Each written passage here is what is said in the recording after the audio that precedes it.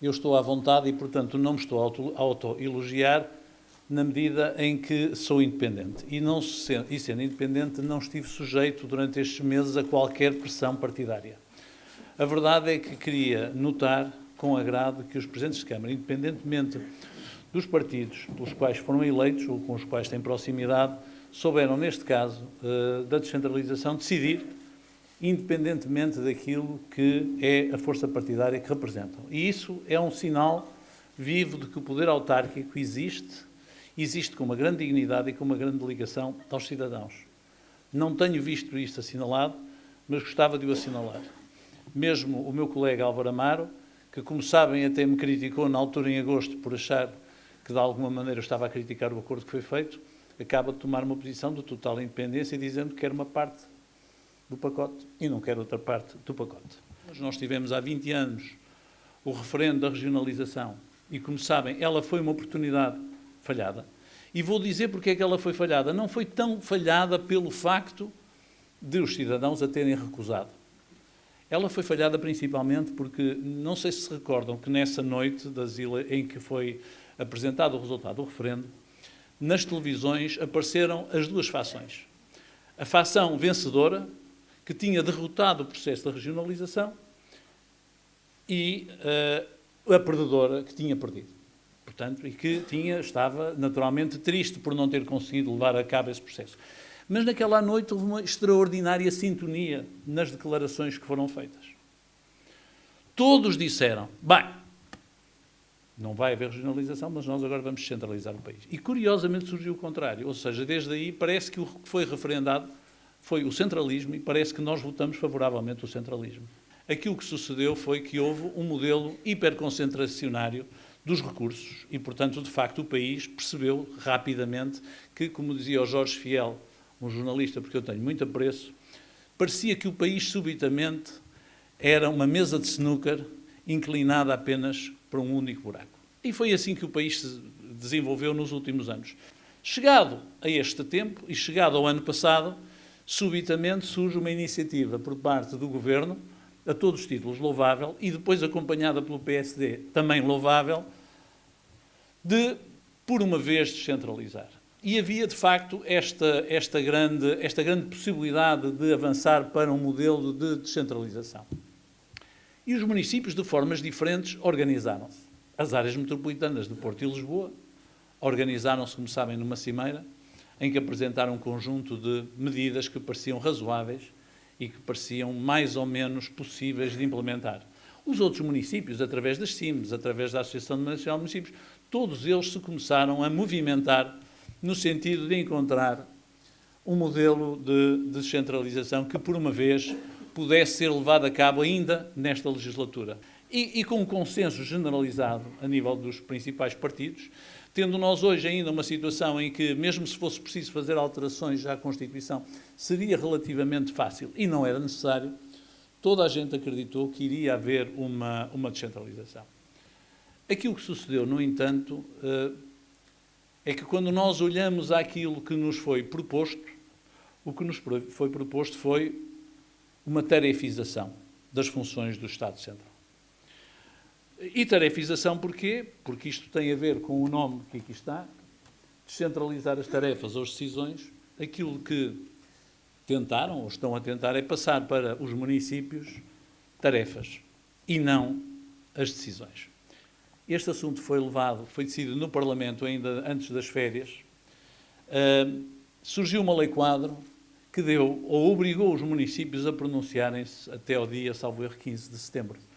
O que era difícil, estávamos de férias, mas houve alguns municípios, o meu foi um deles, a Vila da Feira também, julgo que Famalicão também, e houve mais alguns, que conseguiram, apesar de tudo, cumprir a lei quadro e, em tempo recorde, levar a Executivo Municipal e a Assembleia Municipal a deliberação de não querer. E não querer porquê? Porque era um cheque em branco. Nenhum município governado razoavelmente pode aceitar uma delegação de tarefas sem perceber quais são os recursos que isso vai implicar e quais são os recursos que lhes vão ser transferidos. A maior demonstração do centralismo é que, logo a seguir, o Sr. Ministro, por quem, aliás, tenho grande respeito e amizade pessoal, entendeu que havia que reinterpretar uma lei do Parlamento. Eu nunca tinha visto um governo reinterpretar uma lei quadro do Parlamento e a Degal acompanhou. E então disseram, bem, agora os municípios vão ter que votar outra vez e vão ter que deliberar outra vez. Se têm dúvidas sobre o centralismo em Portugal, eu vou me permitir, porque estas coisas parecem anedotas, mas não são. No dia 24 de janeiro, eu, e julgo que os outros presidentes de Câmara, recebemos da Degal um pequeno e-mail que diz isto, enviado a 24 de janeiro. Recordatória. Transferência de competências, comunicação à Degal no âmbito dos diplomas. Excelentíssimo ou excelentíssima senhora ou senhora Presidente, na sequência do nosso e-mail infra, vimos relembrar, Vossa Excelência, que a comunicação à Degal de eventual não aceitação em 2019 de todas ou algumas das competências transferidas, tal e tal, concretiza-se apenas através da aplicação própria disponibilizada no acesso reservado do portal autárquico. O acesso à aplicação e o manual de preenchimento do formulário encontra-se disponível. Caso tenham sido aceitas todas as competências, também tem que ir à aplicação. Ou seja, reparem bem, nós vivemos num país em que deliberações que são tomadas pela Assembleia da República, numa lei quadro, são depois ultrapassados pelo Sr. Ministro e pela Degal. Em que nós depois, os municípios e as Assembleias Municipais, têm novamente que deliberar. E depois de deliberar, isto só é válido se nós formos lá à Degal e pusermos uma cruz. Eu não conheço nenhum modelo mais colonialista do que este, porque este não é um modelo centralista. Portanto, eu estou de acordo consigo, Sr. Presidente. Nós, de facto, fomos muito bons a administrar as colónias. Acontece que, por acaso, eu entendo que os nossos municípios não devem ser tratados como colónias. Aquilo que nós queremos na descentralização é aquilo que os nossos municípios, no dia a dia, nos exigem e percebem como sendo a competência do município. Quando eu ando na rua, e ando muitas vezes, o município, o que é que me pergunta normalmente? Pergunta-me assim, Sr. Presidente, porquê é que o nosso centro de saúde fecha às 8 da noite e em Azevedo, e não fecha às 10? Eu percebo. Ele acha que esta é uma competência do município. E ainda não é. E, portanto, eu acharia normal que a delegação de competências na área da saúde me permitisse, pelo menos, definir, naturalmente com a população, que, por acaso, era conveniente que o centro de saúde de Azevedo, que é longe de um hospital, estivesse aberto até às 10 da noite. Acontece que, no modelo que nos é proposto, nós não podemos. Aquilo que nos é proposto, mais ou menos, é que a gente disponibilize o Ajax para limpar os vidros, o vidraceiro para substituir o vidro, que paguemos o táxi ao médico que tenha que visitar um determinado doente, mas nós depois não temos competência em coisa nenhuma. Ainda por cima, o dinheiro que nos mandam serve para pagar pouco Ajax, para substituir poucos livros e para pagar poucos táxis. O Infarmed não pode ir para o Porto, apesar do Sr. Primeiro-Ministro querer, o Ministro da Saúde querer e o Presidente da Câmara aceitar. Porquê? Porque as pessoas não querem ir, que é perfeitamente respeitável, cada uma dessas pessoas tem todo o direito, não contesta, ninguém contesta o direito que uma pessoa queira de não mudar. Nunca me ouviram contestar, compreendo.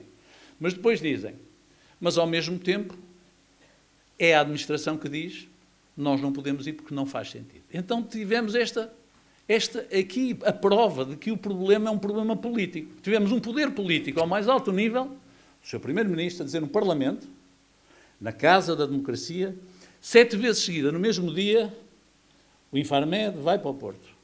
Tivemos a senhora Presidente do Infarmed, uma pessoa ilustre, que eu respeito, a dizer no mesmo dia, o Infarmed não vai para o Porto. Não falo dos trabalhadores, porque os trabalhadores têm tanto direito a não quererem, como o Presidente da Câmara do Porto tem direito a querer. Mas neste peso, neste sobrepeso, quem ganhou? Objetivamente ganhou a administração ao poder político. Esta é a prova provada. Portanto, isto, não, reparem, não me estou a queixar, nunca me viram queixar. É apenas a demonstração de que o problema não se resolve pela administração. Salvo outro modelo qualquer que nos venham a apresentar, só vai lá pela regionalização política. Não tenhamos medo da regionalização política e não nos abanem com os fantasmas da Madeira e dos Açores, exemplos que eu, aliás, acho, ao contrário da maior parte dos portugueses, exemplares.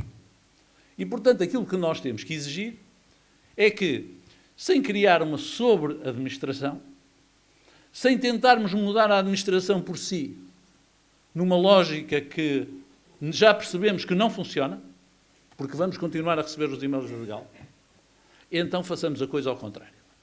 Mas também o façamos com a coragem suficiente de dizer o seguinte: resolvido que está o mapa, porque o mapa foi resolvido pelas NUTs, não estava resolvido há 20 anos, agora está resolvido, já ninguém vai discutir, não vale a pena, porque os distritos já só existem para os partidos e para o futebol, para os partidos por causa das eleições, não é? Distritais, de resto já não resolve nada. Nós hoje temos as regiões, já ninguém discute fronteiras. Uma vantagem, nessa altura discutia-se, houve quem votasse contra por causa das fronteiras. Então já sabemos quais são as regiões. E então permita-se que o referendo leve a cada região, decida aquilo que quer. Há um bom ditado alentejano, que é que quem está, está, quem não está, estivesse. E, portanto, se os alentejanos não quiserem, e nós quisermos, deixem-nos a nós avançar com a regionalização. Não tem problema. Há muitos países em que isso foi feito a 2 velocidades ou a 3 velocidades. Nós já o fizemos. Nós fizemos a 1 velocidade para os Açores e para a Madeira, onde se extinguiram antecipadamente os distritos. E tem funcionado. Deixem que cada um de nós escolha. E eu estou convencido que se houver uma região piloto, pode ser o Norte, se o Norte quiser, pode ser o Algarve, se o Algarve quiser, pode ser a região Centro, mas se os outros não quiserem, não querem. Também não vem daí mal ao mundo. Não vem mal ao mundo da mesma maneira que não vem mal ao mundo haver cidades que estão hoje incluídas em áreas metropolitanas, no nosso caso, outras que estão em cimos. Não tem problema. O que nós não podemos é voltar a arranjar argumentos para não fazer aquilo que já percebemos que tem que ser feito por esta via, pela via política. E, minhas amigas e meus amigos, em democracia não há nada mais ilustre do que a política. Não há nada mais ilustre do que aquilo que é a nossa forma de representação. Porque somos nós que decidimos. O que nós não podemos continuar é viver e iludir o cidadão nesta ficção de que algum dia alguma coisa vamos descentralizar. A ideia de que a descentralização das escolas é nós tratarmos do pessoal auxiliar, ainda por cima tendo que contratar, porque o Estado vai nos exigir a nós aquilo que não cumpre, que é os rácios, que nos vai obrigar a substituir os vidros, mas não nos passa às escolas. E depois da gente arranjar a escola toda, em um dia, o Ministério da Educação diz assim: agora já não há miúdos que cheguem, já não queremos ter professores, agora vão-se embora da escola, fechem a escola, e a escola fica para o Estado, e nós reabilitamos-la. Acham isto normal? E, portanto, aquilo que o meu contributo aqui hoje é dizer, acreditando que toda a gente está bem intencionada, e acredito sinceramente, eu não consigo ouvir um português, nos últimos 20 anos, dizer que é centralista. Não consigo. Tenho andado à procura do Wally. É extraordinário. E não encontrando um político que diga eu sou centralista. Conhecem alguém? Pergunto. Conhecem algum político que diz assim, o centralismo é bom? É que eu não conheço um. Não encontro um político, um comentador nestes programas de televisão, que diga eu sou centralista. Mesmo aqueles que são irreverentes, como o Vasco Polido Valente, não é capaz de dizer. Ou que até gostava de dizer para nos provocar. Mas mesmo isso não encontramos ninguém. Portanto, nós temos um país em que a vontade de toda a gente é descentralizar. E temos um país cada vez mais centralista. E quando tentamos centralizar, aquilo que fazemos é isto, que não sabemos a quantas andamos. E, portanto, o que é que nós temos que resolver? Temos que resolver esta equação. E resolver esta equação é muito simples. É comprometer os partidos políticos. E é comprometê-los exatamente no Parlamento, quando vamos ter eleições.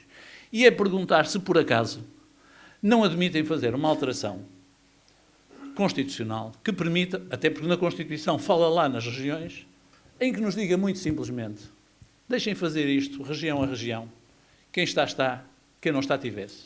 E não venham, por favor, com o papão de mais cargos políticos, porque não é verdade. Não venham com o papão de que aquilo que se vai fazer é criar mais gordura. Não é verdade. Não é verdade. Porque aquilo que se pode demonstrar facilmente nos outros países é que o custo da administração não aumentou significativamente por causa da descentralização.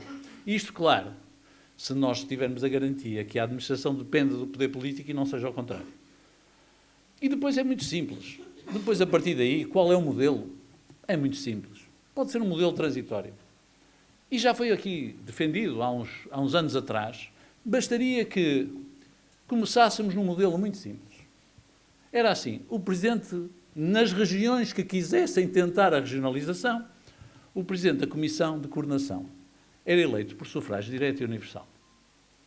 Começava-se por aí. Simplesmente. Deixava-se aos autarcas o seu papel. Até porque os autarcas sabem que também teriam que passar para lá competências. Seriam, se quiser, uma Assembleia Constituinte daquilo que fosse uma região. E daqui a 4 anos, daqui a 5 anos, voltava-se a testar. E como digo, há regiões que não têm necessidade disso. Eu compreendo. Eu compreendo perfeitamente que há cidades que podem assentar o acordo da descentralização sem nenhum problema, porque lhes é absolutamente irrelevante. Começa a haver no país um discurso, muitas vezes pseudo-autonomista. Não deixemos aparecer os papões. Nós somos um Estado-nação mais antigo da Europa. Nós somos um país completamente coeso em que as pessoas são patrióticas, felizmente não são ainda nacionalistas, mas são patrióticas. E, portanto, aproveitemos esta boa ocasião para não termos medo de uma regionalização política. Porque se tivéssemos os problemas de nações diferentes, de línguas diferentes, aí sim, devíamos ter cuidado. Não temos. E devemos nos antecipar na reforma do modelo político, do sistema político, antes que o modelo político, do sistema político, tenha que se ajustar a transformações político-sociais que nós não queremos. Para que não haja a sensação do contraste. E nós, neste momento, estamos a viver um tempo bom, estamos a viver um tempo de acalmia. Nós não esperemos para ter uma próxima crise, e as crises surgem sempre, não sou arauto da desgraça, mas sabem que é inevitável que vá surgir. Não esperemos que surja uma nova crise para pormos mãos à cabeça e dizer que não fomos capazes, em tempo bom, de fazer as reformas. As reformas fazem-se em tempo de acalmia, não se fazem em tempo de temporal.